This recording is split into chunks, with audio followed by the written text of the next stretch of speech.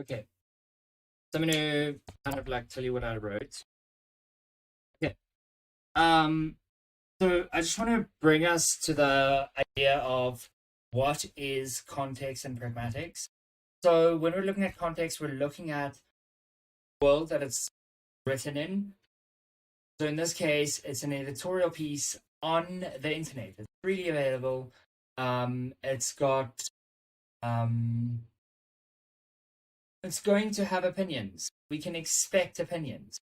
Now, what's nice about an editorial piece is that when you read an editorial, you're not feeling like someone's trying to sell you an idea. Okay, you can kind of expect that they're not trying to sell you on thinking exactly like them. They are usually trying to sell you on, this is my take. And in this case, he's saying, this is my take. It's pretty funny, but I mean, it's quite a fun thought experiment. And I quite enjoy it. Now, the text genre, as an opinion or editorial piece, allows us as the reader to take what is being said with a grain of salt. Now, the reason I write that piece is not because I'm actually going to write anything like that, that's repetition in my things. But I, as an ADHD brain person, I struggle to stay on track with a question. So I always start my answers by kind of rephrasing the question. And in this case, kind of just taking the question exactly. It opens us up to see what the writer has to say. So it sets us up for that. The text is not claiming to hold universal truth, but it houses the opinion of one. The opinion of one person can be listened to as an observer, so it places us in a position of being observers. And there is nothing calling for our explicit agreement, which means that we are not, in turn, focusing on our disagreement of it. We are listening to their take. We're not trying to apply it necessarily to our lives. That's not what it's going for.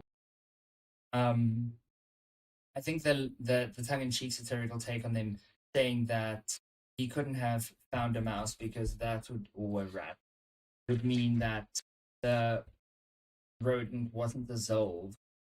I thought that was interesting because it focuses the reader into a thought experiment. Okay, and then he continues on to the thought experiment where it's kind of like an advert. He's writing this advert for Mountain Dew almost, where it's kind of ridiculous. I'm a Mountain Dew drinker, and I don't get sick because of Mountain Dew, because this stuff is stronger than any poison I can ingest. And so I said the genre sets up expectations of an opinion, less factual basis for opinions, and freedom for free thought. Okay, so it's not putting us on the defensive. Okay, let's look at our next question. Examine the author's lexical choices. This one's probably going to take me a little bit longer to do, because I need to figure out which lexical choices I'm going to go for. So examine the author's lexical choices, use of metaphor, and overall writing style. Do these interact with the engaging and meaning? Okay, so now what I need to do is I need to look at this. I'm breaking this question down. You see, this one question was actually multiple questions. Okay, so if I break this down, let's find a different thing.